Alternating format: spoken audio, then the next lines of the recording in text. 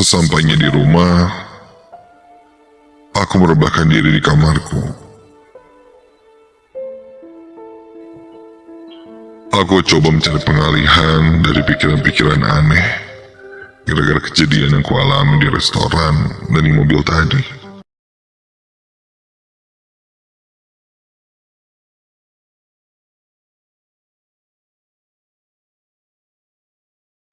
Aku mem- Aku membuka handphoneku dan membalas beberapa chat yang masuk.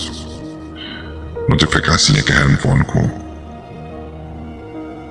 Hingga kuputuskan saja karena sudah lelah melihat layar handphone. Aku coba untuk tidur karena malam pun sudah semakin larut. Aku mulai mengantuk, tapi entah kenapa aku tidak bisa tidur.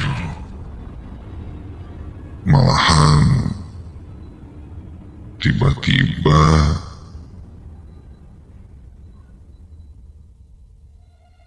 pundukku itu terasa pegal dan berat. Iya, terasa pegal dan sangat berat. Hingga membuatku agak tertahan sesuatu, tapi entah apa itu. Berkali-kali aku pejamkan mataku, namun tubuh ini seperti menolak untuk tidur dan beristirahat. Sampai ada yang mengetuk pintu rumah.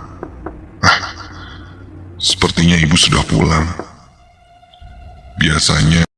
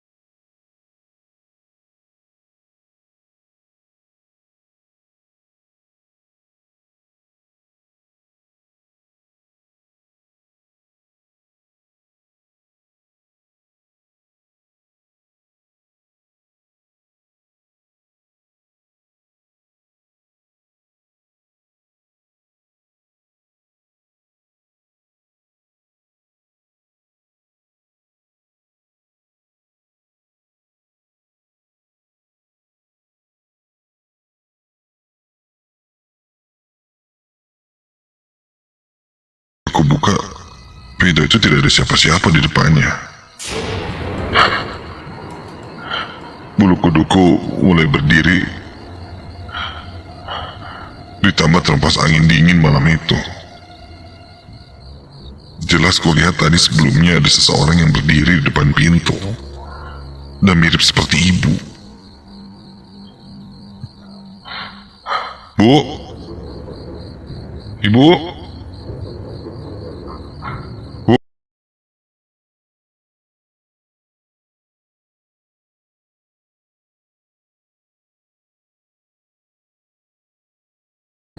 Lalu yang kulihat siapa? Aku pun perlahan mulai masuk kembali ke dalam rumah dan menarik gagang pintu untuk menutup pintunya. Namun ketika aku akan tutup pintu itu, ada yang menahan pintu yang akan kututup itu. Seperti ada yang menarik gagangnya.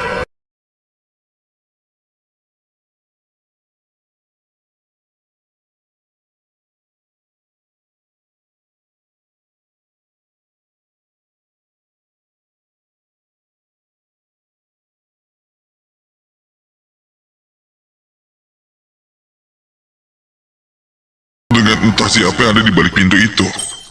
Hingga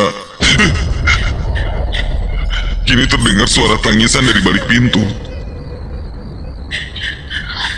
Tangisan merintih seperti kesakitan.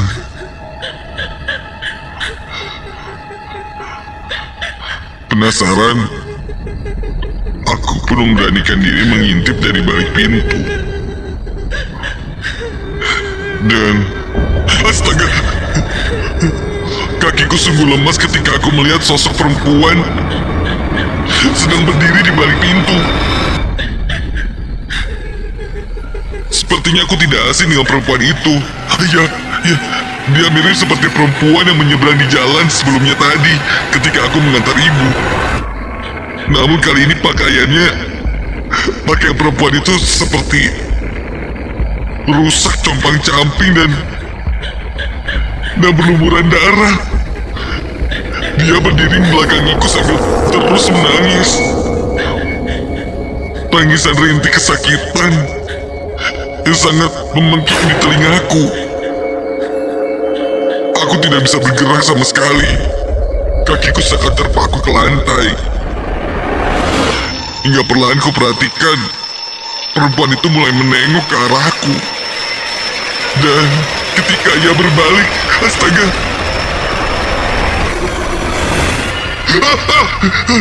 sangat jelas terlihat mukanya.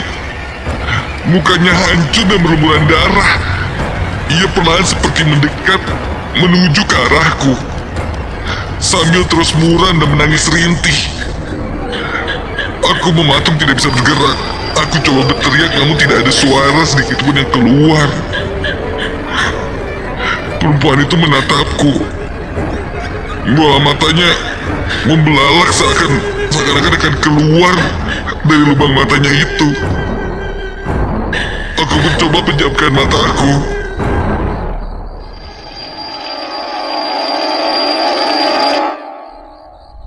Dan seketika itu juga semua pandanganku menjadi gelap dan aku tak sadarkan diri lagi.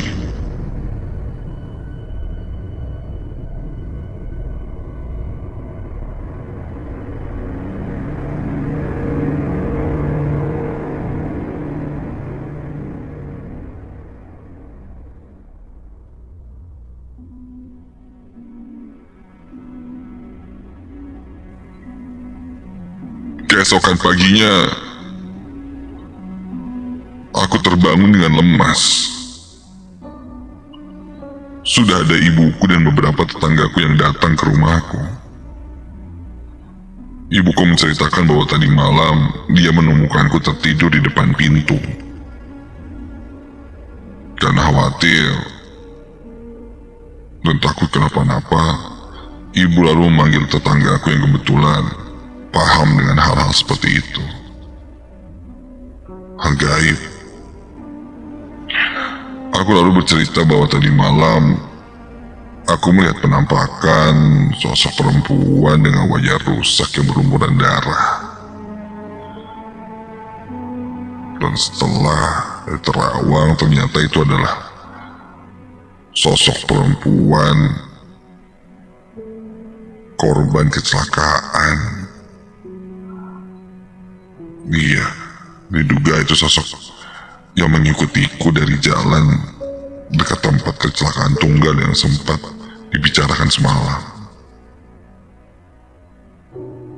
Sosok itu mengikutiku. Dari kabar yang beredar tentang perempuan itu, katanya sebelum kecelakaan dan akhirnya meninggal, dia sempat bertengkar hebat dengan orang tuanya. Ia kemudian memutuskan untuk pergi dari rumah dan memacu mobil dengan kecepatan tinggi. Dengan emosional, ia mengendarai mobil itu hingga akhirnya kehilangan stabil dan menabrak pohon. Sampai dia pun meninggal dunia. Sepertinya arwahnya masih bergentayangan karena dia merasa ada urusan yang belum dia selesaikan di dunia.